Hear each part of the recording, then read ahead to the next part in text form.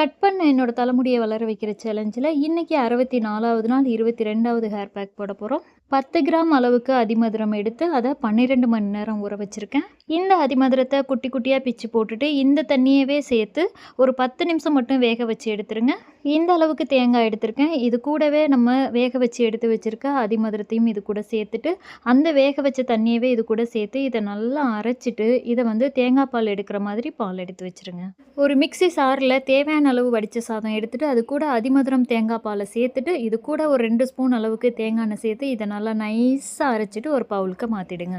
எனக்கு கொஞ்சம் உடம்பு சரியில்லாம போனதுனால கரெக்ட்டா ஹேர் பேக் வீடியோ போட முடியல. ரொம்ப ரொம்ப ரொம்ப சாரி.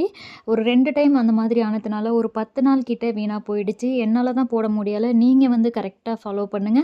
2 நாளைக்கு ஒரு தடவ கண்டிப்பா ஹேர் பேக் போடுங்க. ரொம்ப ரொம்ப சூப்பரா இருக்கும். இனிமேல் வந்து கரெக்ட்டா வீடியோ போட்டுருவேன். இந்த வீடியோ பிடிச்சிருந்தா ஒரு லைக் பண்ணி சப்ஸ்கிரைப் பண்ணிக்கோங்க.